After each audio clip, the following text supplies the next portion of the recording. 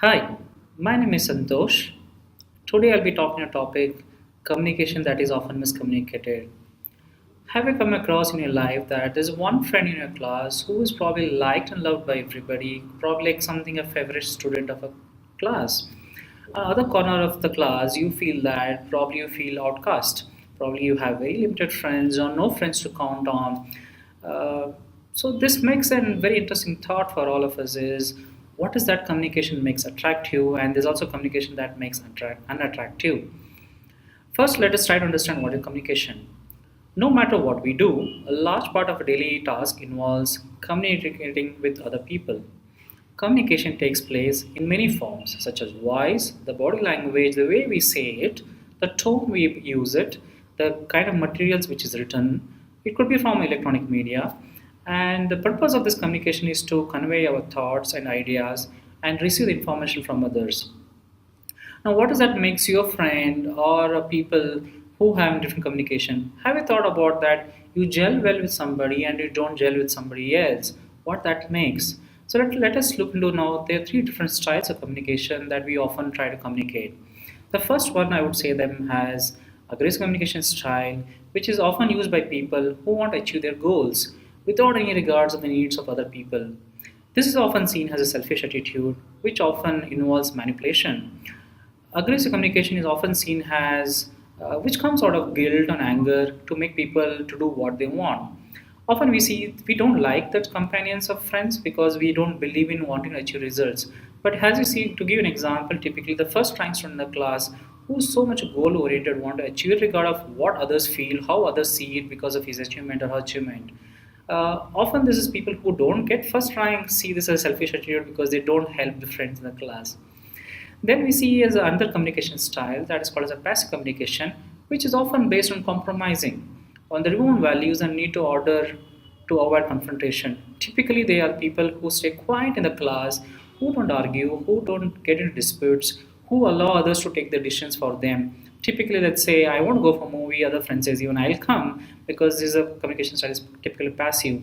They don't get involved in the decisions making many times. Often this is, but there are a disadvantage to this. They are like there's quite a stress, there is a self-denial, there is inhibition, which typically seen in the passive communication style.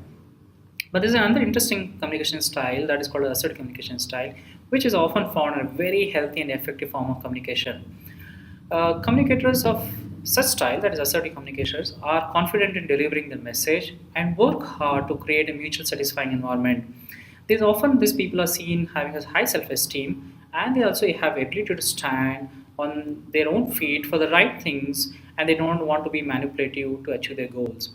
The beauty about this particular communication styles, which I often encourage people to have, is because you deliver a message strongly and you get your results done. At the same time, you consider other people's emotions as well. And you also make sure that you deliver the message which is still in good terms with the person which we're communicating. Now, having understood these three different communication styles, let me run through again. One is called as the aggressive communication style, where the person wants to achieve the goal. Second is called as the passive communication style, which is typically a compromise your own values. And the third one is an assertive communication style, where you know to balance things. To typically, as I gave you example, in aggressive communication style, we see that there's a person who's trying to achieve things, like as I told you, rank student in the class. Passive communication styles who generally believe that okay, there's a God above me who will take care of everything. They don't get into any decisions making. Then there is another third person who is assertive style who knows how to work with people, make things happen. Typically, see they are miracle people who make things happen. Now, in order to understand this model, let us try to understand what kind of personality drive these models. I call them as an orientation models. Now let us look into four different orientation models, the way we communicate to people, typically categorized based on behavioral. Naturally, that we don't fall into one category of this. We could be a combination of this category or more than one category typically seen in each person. The first kind of orientation style is called as action orientation, typically seen very decisive or pragmatic people or typically having a lot of energy. I'm sure you come across a person in your life who believes in getting results done. To give a typical example, there was a teacher in your school or college who probably said that You need to have attendance compulsory. You need to come to the class in time. A typically action oriented who believe in making it happen. They don't believe, or they don't ask questions to you. Why are you late to the class? What was the reason behind delay? Because they believe that you have to be there because there is an time allotment. Typically, the perfectionists are typically an action oriented people. The second kind of orientation you see is a process oriented who believe in having logic. They would probably ask you a lot of questions before arriving to a decisions or before trying to show you that you are right and wrong. They're typically logical, they ask a lot of factual things. They are typically, you see them in control of their emotions when they communicate to people. There is a third orientation people that is called the people orientation. These are quite spontaneous, they're very empathetic and very emotional to the others. For example, like let's say you cry for a while, seeing you, they also start crying you because they feel that there's a pain in you, there's a pain in me. They're very human in nature. There's a fourth communication style typically seen as an idea orientation style. These people are very creative, they are very charismatic, and sometimes we see them unrealistic. They are driven by ideas all the time, they believe in making things happen. I'm sure we have come across people like this. Typically, let's say, take an example. Action oriented people are one who wants to get results done, like the first rank student in the class who believes in making it happen. But there is also a student probably in the class who believes in asking a lot of questions before arriving and understanding the subject. There is also people who believe that my teacher is there who will take care of my everything and so on so. But there is also an idea oriented people who probably ask questions which are very different and unique in the class, and people start wondering, so unrealistic question, how can this question be exist in the class? You see, these are different orientation styles we possess. I'm sure we don't possess one of them, we possess combination of them. But having said this, there is also a miscommunication which happens in this communication because of the variation in the APA style, that is aggressive, passive, and assertive communication. And these four different orientation styles and combination of them, that's why there is a lot of miscommunication happens. But in order to overcome this, there could be a various techniques. I would like to introduce you some of few techniques. The first technique I would call them as an questioning techniques. It's important that you ask them a right question, a critical question to understand and be familiar with the problem so that you know what to ask, when to ask, and how to ask. With any communication, there is always a chance of misunderstanding. What can you do systematically to avoid this misunderstanding?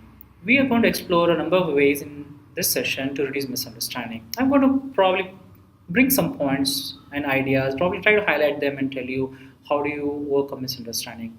First, actively listen. It's very important that we're so busy in trying to answer somebody who's trying to talk to us and we forget to listen at times. We probably listen half-baked listening what we do it. Second, I would say ask questions, not just questions, ask the right questions. And then it's important that you know what to ask and how to ask, as I said you, and that makes right questions going to solve the misunderstanding. Third one is typically we need to stop stereotyping. We should stop telling that because of this happens, because of this happens. We derive examples. Then, having said this, there are various other reasons why this is a miscommunication happens. One typical main reason would be communication barriers. Having said this, is there one communication barrier? I would say no, probably there are many barriers. Let us look at a few examples. What makes the communication that is often miscommunicated? There's a first barrier called as physical barrier. Let us take an example in the office. There is a partition in the workplace. That could be a prime example to have a physical barrier. That's how you see that even in colleges or schools or as well as at workplace, people in the same branch would feel closer to each other compared to in another branch. Even as simple as in different floors of the same building, people would never feel close as they feel close sitting in the same particular floor. This is something which acts as a great barrier for people to communicate, and always there's a miscommunication because typically we rely on the message which is sent. Then there is a second different barrier that I call it as system barriers. Now, these are created because when there's a response, it is not well defined. If you don't know whom you have to talk to, what is the problem, how do you understand, and there's always a miscommunication that could occur. Third communication barrier would be an attitudinal barrier. This typically clash of personalities, which leads to miscommunication. It's usually a result of a lack of training and good emotional intelligence. And this is probably often seen when you see that there is an employee from a great institution, there is an employee from a not so great institution come together, or an employee of a similar institution come together, you see natural clashes happening. There's a fourth barrier which I could call them as an emotional barrier. This occurs mainly and because of very competitive work environment where people have to be very ruthless at times and they're self-seeking to achieve their goals. And you see there a lot of emotional trauma and their barriers keep happening. Probably there's one more barrier I would say them as a gender barriers. We see that men and women communicate differently. Women may talk more often than a man, and they mix emotional logic more strongly than men, which is probably seen as a case. As a communicator, you should always be aware of the differences and needs. As for all of these, once you recognize, you could solve many of these problems. You just have to engineer the environment and set up the processes to make sure that these barriers are brought down. Make sure that you monitor the system so that you don't creep back in. I hope you enjoyed this talk. I hope there were some insights and highlights which probably has made difference to your life. Subscribe Project Education for more educational or inspirational talk by Global Educator. Thank you.